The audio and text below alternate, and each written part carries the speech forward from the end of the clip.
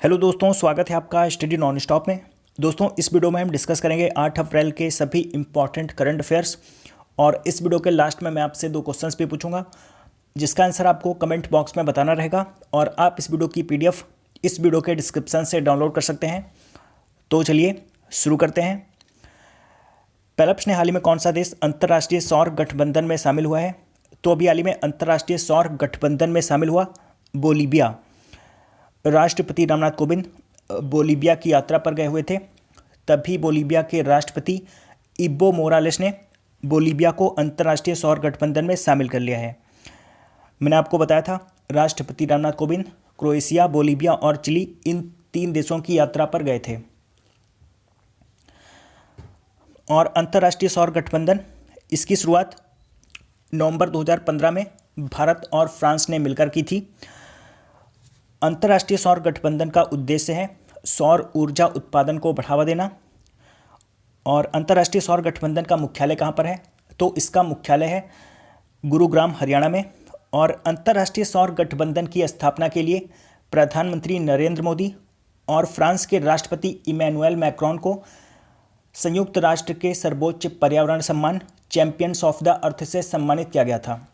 जब सम्मानित किया गया था तब मैंने आपको बताया भी था, शायद अक्टूबर या सितंबर में सम्मानित किया गया था। और यहाँ पर बात हुई है बोलीविया की, तो बोलीविया की राजधानी है सुक्रे। सुक्रे बोलीविया की राजधानी है। बोलीविया की करेंसी है बोलीवियानो और बोलीविया के राष्ट्रपति हैं इबो मोरालेस। इबो मोरालेस। अगला प्रश्न है, फैंग गांव भारत का पहला कार्बन पॉजिटिव सेटलमेंट गांव बन गया है या किस राज्य में स्थित है? तो फैंग गांव ये मणिपुर का एक गांव है। तो ये भारत का पहला कार्बन पॉजिटिव सेटलमेंट गांव बन गया है। और किसी गांव को कार्बन पॉजिटिव सेटलमेंट गांव का दर्जा तब दिया जाता है जब वह गांव जितना कार्बन का उत्सर्जन करता है उससे भी ज़्यादा कार्बन को शोषित कर लेता है और जलवायु परिवर्तन के प्रभाव को कम करता है। तो फैंग गांव ये भारत का पहला कार्बन पॉजिटिव सेटलमेंट गांव बन गया है और ये गांव है मणिपुर का। और यहाँ पर बात हुई है मणिपुर की, तो मैं थोड़ा सा आपको मणिपुर के बारे में बता देता हूँ। मणिपुर की स्थापना हुई थी 21 जनवरी 1972 को। मणिपुर की राजधानी है इम्फाल। मणिपुर के मुख्यमंत्री हैं एन बीरेन सिंह। मणिपुर के राज्यपाल हैं नजमा हेपतुल्ला। मणिपुर का प्रमुख राष्ट्रीय पार्क है केबुल लामजाओ राष्ट्रीय पार्क। मणिपुर में प्रमुख झील है लोकटक झील। और मणिपुर में राष्ट्रीय खेल विश्वविद्यालय बन रहा है। राष्ट्रीय खेल विश्वविद्यालय जो कि भारत का पहला खेल विश्वविद्यालय होगा, ये मणिपुर में बनेगा। अगला प्रश्न, आईसीआईसीआई सिक्योरिटीज़ के प्रबंध निदेशक और सीईओ के रूप में किसे नियुक्त किया गया है? तो अभी हाल ही में आईसीआईसीआई सिक्योरिटीज़ के प्रबंध निदेशक और सीईओ के रूप में नियुक्त किया गया विजय चंदोक को। ये जो आपको इमेज में दिखाई दे रहे हैं, ये हैं विजय चंदोक। तो अभी हाल ही में इन्हें आईसीआईसीआई सिक्योरिटीज़ के प्रबंध निदेशक और सीईओ के रूप में नियुक्त किया गया है। आईसीआईसीआई सिक्योरिटीज़ ये आईसीआईसीआई बैंक की एक सहायक कंपनी है और इसका मुख्यालय है मुंबई में। अगला प्रश्न, विश्व के शीर्ष 10 की सूची में प्रवेश करने वाले पहले भारतीय पुरुष स्क्वैश खिलाड़ी कौन बन गए हैं? तो अभी हाल ही में विश्व के शीर्ष 10 की सूची में प्रवेश करने वाले पहले भारतीय पुरुष स्क्वैश खिलाड़ी बन गए हैं सौरभ घोषाल। ये जो आपको इमेज में दिखाई दे रहे हैं, ये हैं सौरभ घोषाल। और ध्यान रखिए, ये पहले भारतीय स्क्वैश खिलाड़ी नहीं हैं जिन्होंने विश्व में टॉप 10 में अपनी जगह बनाई है, बल्कि ये पहले भारतीय पुरुष स्क्वैश खिलाड़ी हैं जिन्होंने टॉप 10 में विश्व में अपनी जगह बनाई है। इससे पहले भारतीय महिला स्क्वैश खिलाड़ी जोशना चिनप्पा और दीपिका पल्लिकल विश्व रैंकिंग में टॉप 10 में अपनी जगह बना चुकी हैं। अगला प्रश्न, फीफा कार्यकारी परिषद के पहले भारतीय सदस्य कौन बन गए हैं? तो अभी हाल ही में फीफा कार्यकारी परिषद के पहले भारतीय सदस्य बन गए हैं प्रफुल्ल पटेल। ये जो आपको इमेज में दिखाई दे रहे हैं, ये हैं प्रफुल्ल पटेल। और प्रफुल्ल पटेल ये वर्तमान में ऑल इंडिया फुटबॉल फेडरेशन के अध्यक्ष हैं।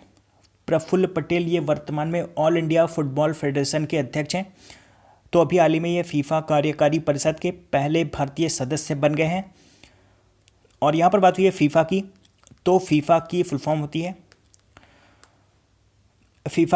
होती है फेडरेशन इंटरनेशनल दी फुटबॉल एसोसिएशन। फीफा का मुख्यालय ज्यूरिच स्विट्जरलैंड में और फीफा के वर्तमान में अध्यक्ष हैं जियानी इन्फेंटिनो। अगला प्रश्न, किस राज्य में बुजुर्गों को मतदान की सुविधाएं देने के लिए सहूलत नामक मोबाइल ऐप लॉन्च किया गया है? तो अभी हाल ही में बुजुर्गों को मतदान की सुविधाएं देने के लिए सहूलत नामक मोबाइल ऐप लॉन्च किया गया है जम्मू कश्मीर में। और इससे पहले दिव्यांग मतदाताओं की सुविधा के लिए PWD नाम का ऐप किसने लॉन्च किया था? मैंने आपको बताया था। तो PWD नाम का ऐप लॉन्च किया था महाराष्ट्र ने। PWD की फुल फॉर्म क्या होती है? Persons with disabilities. तो बुजुर्गों को मतदान की सुविधाएं देने के लिए सहूलत नामक मोबाइल ऐप लॉन्च किया है जम्मू कश्मीर ने। जम्मू कश्मीर की राजधानी क्या है? तो जम्मू कश्मीर की दो राजधानी है। गर्मी में इसकी राजधानी हो जाती है श्रीनगर और ठंडी में इसकी राजधानी हो जाती है जम्मू। जम्मू कश्मीर के वर्तमान में राज्यपाल हैं सत्यपाल मलिक और अभी वर्तमान में जम्मू कश्मीर का कोई भी मुख्यमंत्री नहीं है क्योंकि यहाँ पर राष्ट्रपति शासन लागू है। और कई बार एग्जाम में पूछा जाता है कि कौन से राज्य के मुख्यमंत्री का कार्यकाल 6 वर्ष का होता है? तो याद रखिए जम्मू कश्मीर के मुख्यमंत्री का कार्यकाल 6 वर्ष का होता है। बाकी भारत में जितने भी राज्य हैं वहाँ के मुख्यमंत्री का कार्यकाल 5 वर्ष का होता है, लेकिन जम्मू कश्मीर के मुख्यमंत्री का कार्यकाल 6 वर्ष का होता है। और जम्मू कश्मीर में है वुलर झील, जो कि भारत की सबसे बड़ी मीठे पानी की झील है। और अगर बात की जाए कि दुनिया की सबसे बड़ी मीठे पानी की झील कौन सी है, तो दुनिया की सबसे बड़ी मीठे पानी की झील है सुपीरियर झील। वैसे तो दुनिया की सबसे बड़ी झील है कैस्पियन सागर, लेकिन कैस्पियन सागर ये खारे पानी की झील है। तो दुनिया की सबसे बड़ी मीठे पानी की झील है सुपीरियर झील। और सुपीरियर झील ये कहाँ पर स्थित है? तो ये USA और कनाडा के बॉर्डर पर स्थित है। और USA और कनाडा के बॉर्डर को कहते हैं 49th पैरेलल।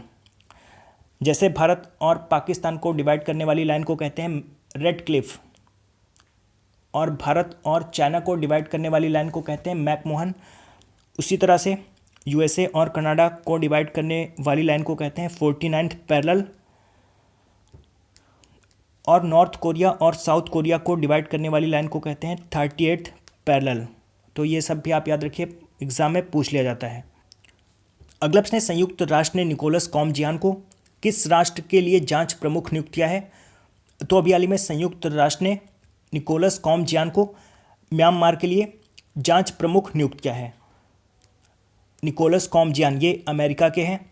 तो अभी हाल ही में संयुक्त राष्ट्र ने निकोलस कॉमजियान को म्यांमार के लिए जांच प्रमुख नियुक्त किया है। और यहाँ पर बात हुई है म्यांमार की, तो म्यांमार की राजधानी है नेपिडो म्यांमार की राजधानी है। म्यांमार की करेंसी है क्यात। और वर्तमान में म्यांमार के राष्ट्रपति हैं Win Myint, WIN Win Myint Myanmar के राष्ट्रपति हैं। और यहाँ पर बात की है संयुक्त राष्ट्र की, तो संयुक्त राष्ट्र की स्थापना हुई थी 24 अक्टूबर 1945 को। संयुक्त राष्ट्र का मुख्यालय न्यूयॉर्क में, और वर्तमान में संयुक्त राष्ट्र के महासचिव हैं एंटोनियो गुटेरस। अगला प्रश्न, हाल ही में अल्जीरिया के राष्ट्रपति ने इस्तीफा दे दिया, उनका नाम क्या था? तो अल्जीरिया के राष्ट्रपति, इनका नाम है अब्देल अजीज बाउटफ्लिका। ये जो आपको इमेज में दिखाई दे रहे हैं ये हैं अब्देल अजीज बाउटफ्लिका। तो अभी हाल ही में इन्होंने इस्तीफा दे दिया है। लगभग 20 वर्षों तक शासन में रहने के बाद इन्होंने इस्तीफा दे दिया है। हुआ क्या था, 2013 में इन्हें हार्ट अटैक आ गया था और तभी से ये बहुत कम दिखाई पड़ते थे। तो इसलिए अल्जीरिया के लोग काफ़ी विरोध कर रहे थे, तो इसलिए दबाव में आकर इन्हें इस्तीफा देना पड़ा। तो अल्जीरिया के राष्ट्रपति थे अब्देल अजीज बाउटफ्लिका, इन्होंने इस्तीफा दे दिया है। और यहाँ पर बात है अल्जीरिया की, तो अल्जीरिया ये अफ्रीका महाद्वीप का सबसे बड़ा देश है। अल्जीरिया की राजधानी है अल्जियर्स यहाँ की राजधानी है। अल्जीरिया की करेंसी है दिनार।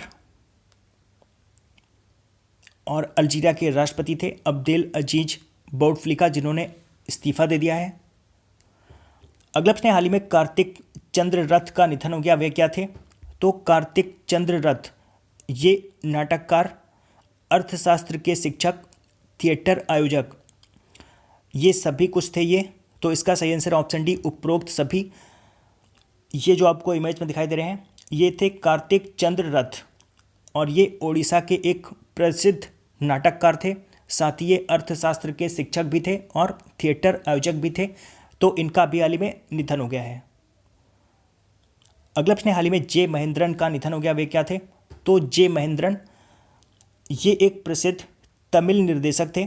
ये जो आपको इमेज में दिखाई दे रहे हैं यही थे जे महेंद्रन और ये एक प्रसिद्ध तमिल निर्देशक थे। तो अभी हाल ही में इनका निधन हो गया है। अगला प्रश्न, आईसीसी ने खेल में भ्रष्टाचार के खिलाफ अपनी लड़ाई के दायरे को व्यापक बनाने के लिए किसके साथ एक समझौता किया है? तो अभी हाल ही में आईसीसी ने खेल में भ्रष्टाचार के खिलाफ अपनी लड़ाई के दायरे को व्यापक बनाने के लिए इंटरपोल के साथ एक समझौता किया है। और यहाँ पर बात हुई है आईसीसी की, तो आईसीसी यानी कि इंटरनेशनल क्रिकेट काउंसिल, आईसीसी की स्थापना हुई थी 1909 में। आईसीसी का मुख्यालय है दुबई में। आईसीसी के वर्तमान में चेयरमैन है शशांक मनोहर और आईसीसी के वर्तमान में सीईओ है मनु सानी। और मनु सानी ये अभी हाल ही में आईसीसी के सीईओ बने हैं। और यहाँ पर बात हुई है इंटरपोल की, तो इंटरपोल का मुख्यालय है लियोन फ्रांस में। लियोन फ्रांस में इंटरपोल का मुख्यालय है और इंटरपोल के वर्तमान में अध्यक्ष हैं किम जोंग यांग। किम जोंग यांग इंटरपोल के अध्यक्ष हैं। जो नॉर्थ कोरिया के तानाशाह हैं उनका नाम है किम जोंग उन। तो ये छोटा सा फ़र्क है नॉर्थ कोरिया के तानाशाह और इंटरपोल के अध्यक्ष के नाम में। जो नॉर्थ कोरिया के तानाशाह हैं उनका नाम है किम जोंग उन और इंटरपोल के अध्यक्ष का नाम है किम जोंग यांग।